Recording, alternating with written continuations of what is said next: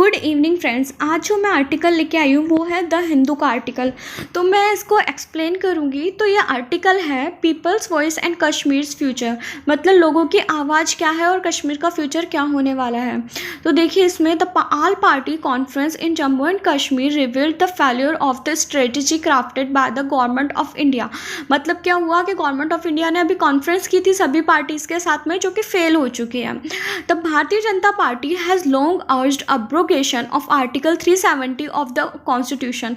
मतलब भारतीय जनता पार्टी बहुत पहले से ही आर्टिकल 370 को हटाना चाह रही है, आर्टिकल 370 को हटाना चाह रही है। लेकिन but the constitutional court went mile beyond that.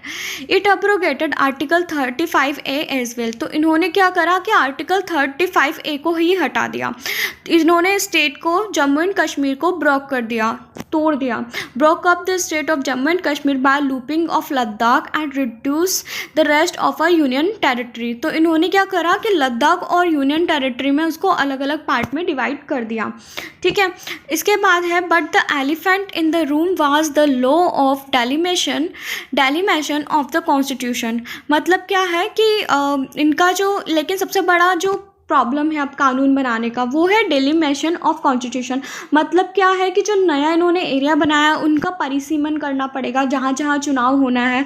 तो date of the real object of the cop loud and clear which was to wipe out political setup in Jammu and Kashmir, establish a new political order. और इनको क्या करना पड़ेगा, new political order बनाने के लिए बहुत सारा इनको वर्क करना पड़ेगा। To accomplish this virtually the entire political class of Kashmir has to put out of action. मतलब अगर ये जो सारा काम हुआ है इसमें कश्मीर के एक्शन में आ गया है। वहाँ के लोगों पे वर्क किया जा रहा है। द प्रेस मजल्ड, यानी कि प्रेस को बंद कर दिया गया है वहाँ पर, मीडिया को। असेंबली बैन कर दी गई है। Tourist given marching order, tourist धरना दे रहे हैं। और स्कूल एंड कॉलेजेस शट, बंद हो चुके हैं वहाँ पे school and colleges. And electronic communication suspended, और वहाँ पे कोई किसी से कम्युनिकेशन नहीं चल रही है। तो इस तरीके से कश्मीर में प्रॉब्लम्स चल रही है। नेक्स्ट हम आगे चलते हैं, अब्रोगेशन ऑफ आर्टिकल 370, यानी कि 370 को हटाना। तो article 370 can not be अब्रोगेटेड even by parliament, let alone by the president. ना तो ये पार्लियामेंट के थ्रू, संसद के थ्रू हट सकता है, ना ही प्रेसिडेंट इसको हटा सकता था। To cite an example, insurgency erupted in Mizoram on February 28, 1966। मतलब मिजोरम में एक घटना हुई 28 1966 को। वो थी the Mizo National Front MNF led by Lal Denga began an armed insurgency and declared independence the next day. मतलब क्या हुआ कि ये लाल देंगा के नेतृत्व में MNF जो पार्टी थी, उन्होंने खुद की एक इंडिपेंडेंस घोषित करी मिजोरम में। ठीक है, नॉर्थ ईस्ट का स्टेट है। तो on June 30, 1986 the Mizoram accord was signed. It said notwithstanding anything content in the constitution, no act of parliament in respect of a religion or social practices of the Mizos. मतलब क्या है कि उन्होंने इन 1986 को एक पत्र पर साइन किया जिसमें लिखा हुआ था कि in the constitution no act of parliament in respect of, मतलब इसमें पार्लियामेंट का कोई रूल नहीं लगेगा। तो इन्होंने जिस चीज़ पर साइन किया उसमें फर्स्ट पार्ट था ए religion or social practices of the Mizos. मतलब उनका खुद का एक धार्मिक और सोशल समाज का वो पूरा अलग ही रखेंगे मिजोस का। मिजोरम में जो लोग थे मिजोस बोलते हैं। ठीक है, बी है मिजो कस्टमरी लॉ और प्रोसीड्यूर। मतलब उनके लॉ और प्रोसीड्यूर उनके अलग ही चलेंगे, उनके लॉ और उनको कैसे उनको पालन करना है वो। Administration of civil and criminal justice involving decision according to the Mizo customary law. और जो वहाँ के जो एडमिनिस्ट्रेशन है वो सब मिजो कस्टमरी लॉ के अकॉर्डिंग ही चलेगा। डी है ownership and transfer of land shall apply to the state of Mizoram unless the legislative assembly of Mizoram by a resolution so decides. मतलब क्या है कि ओनरशिप और ट्रांसफ़र ऑफ लैंड जो भी है वो मिजोरम के अकॉर्डिंग, उनके कानून के थ्रू ही चलेगा। मतलब इन सारी बातों में एक बात सामने आती है कि मतलब जो भी इसमें जो सोशल, सामाजिक या जो भी लैंड से रिलेटेड जो भी कानून होगा वो उनके अकॉर्डिंग ही काम करेगा। देखना, on February 20, 1987 53rd constitution amendment came into force inserting article 371G। मतलब इसके बाद में 20 फरवरी 1987 को 53rd कॉन्स्टिट्यूशन अमेंडमेंट हुआ, यानी कि सुधार हुआ उसमें, कॉन्स्टिट्यूशन में संशोधन किया गया। उसमें ये था कि आर्टिकल 371G को ऐड किया गया। वो था which reads thus, notwithstanding anything content in the constitution no act of parliament in respect of. मतलब इसमें भी यही चीज़ बताई गई है कि रिलीजियस और सोशल प्रैक्टिसेस ऑफ द मिज़ोज उनकी अलग ही रहेगी। मतलब उनको थोड़ा अलग दर्जा दिया गया है। मिज़ो कस्टमरी लॉ और प्रोसीडर सेम टू सेम है जो अभी मैंने आपको बताया। Administration of civil and criminal justice involving decision according to the Mizo customary law, ये भी सेम है।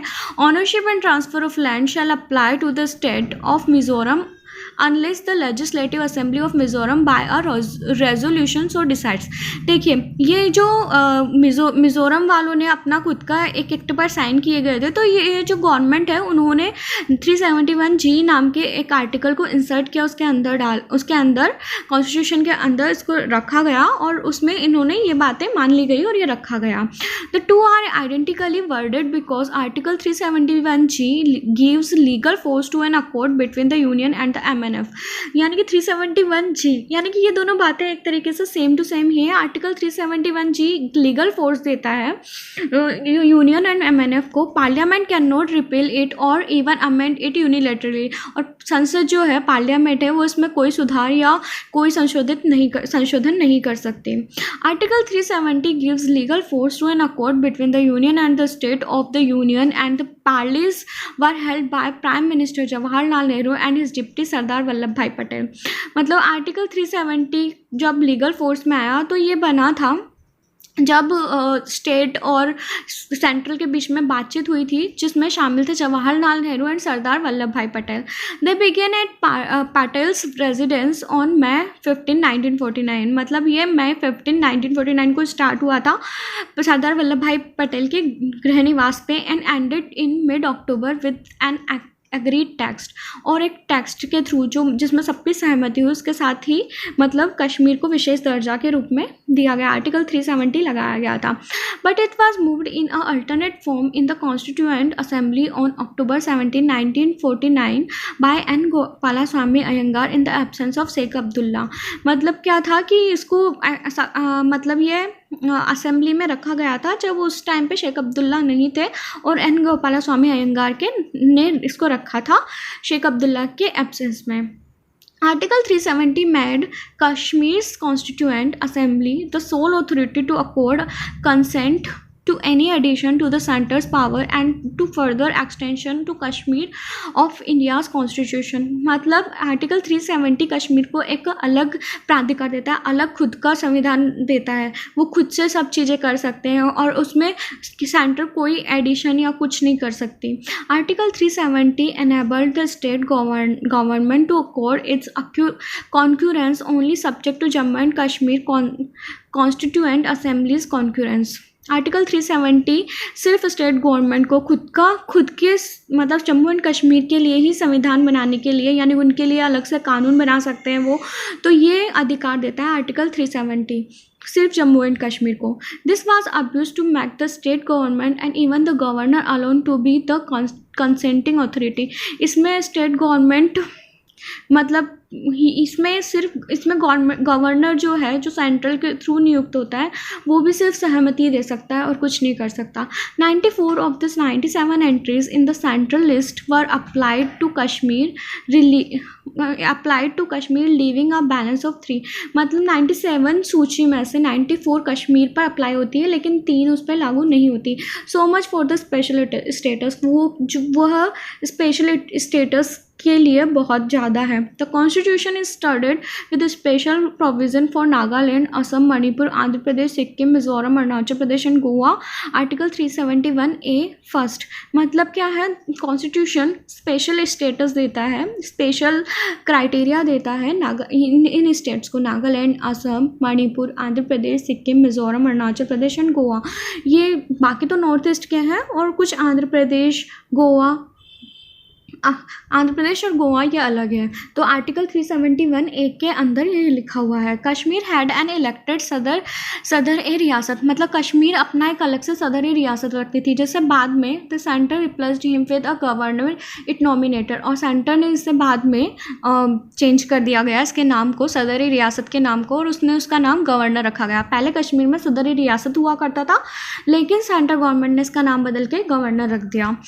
50 years ago, Sheikh Abdullah told former Foreign Secretary Y.D. Gundevia, only that person who enjoy the confidence of the government of India can be Chief Minister of Kashmir। मतलब शेख अब्दुल्ला ने 50 साल पहले कहा था कि केवल एक पर्सन ऐसा है जो गवर्नमेंट ऑफ इंडिया के जैसा कॉन्फिडेंस रख सकता है, वो है कश्मीर का chief minister. The delimitation commission visited Kashmir to fulfil the vision of the BJP's vision document more seats of Jammu. मतलब जो बीजेपी ने अभी जो अलग अलग किया है जम्मू एंड कश्मीर को एंड लद्दाख को, तो इसके लिए जो चुनाव के लिए परिसीमन आयोग बनाया, तो इन्होंने जम्मू जो हिंदू की सीट है उन्होंने इनको ज़्यादा सीट्स दी है। A lot depends on the statesmanship of Farooq Abdullah, Mehbooba Mufti and Mirwaiz Mohammad Umar Farooq, मतलब ये सब इनके खिलाफ हैं। Their objectives should be twofold: to work for the restoring the Kashmir's identity and pride, and help to complete the 4-point formula which former Prime Minister Dr. Manmohan Singh and former Pakistani President Pervez Musharraf had built for 5th। मतलब यहाँ पर क्या है कि ये चाहते हैं कि कश्मीर को वापस उनकी आइडेंटिटी मिले, वापस उनको उसका गुरूर मिले, वापस उसको उसका प्राइड मिले। तो जो फॉर्मर प्राइम मिनिस्टर है doctor Manmohan Singh and Pakistani president यानी यहाँ के जो राष्ट्रपति थे परवेज़ मुशर्रफ, उन्होंने 4th 5th फॉर्मूला बिल्ड किया था। The all party conference failed because it ignored Kashmiri sentiments. मतलब ये जो सारी जो पार्टी अभी कॉन्फ्रेंस किया है ये फेल हो चुकी है क्योंकि कश्मीर के जो सेंटिमेंट्स है उन पे उनका कोई ध्यान नहीं दिया गया, कश्मीरी लोगों के ऊपर उनका कोई ध्यान नहीं था। तो ये आर्टिकल फ्रेंड्स इम्पॉर्टेंट है और आई होप आपको ये आर्टिकल और जो मेरे समझाने का तरीका है आपको पसंद आया होगा। प्लीज़ अगर ऐसा है तो प्लीज़ इसे लाइक शेयर एंड सब्सक्राइब ज़रूर कीजिए एंड फ्रेंड्स बेल आइकन को ज़रूर दबाइए ताकि जैसे ही मेरा कोई न्यू वीडियो आता है तो आप लोगों तक जल्दी से जल्दी पहुँचे। So friends please like share and subscribe जरूर कीजिए एंड बेल आइकन को ज़रूर दबाइए। Thank you.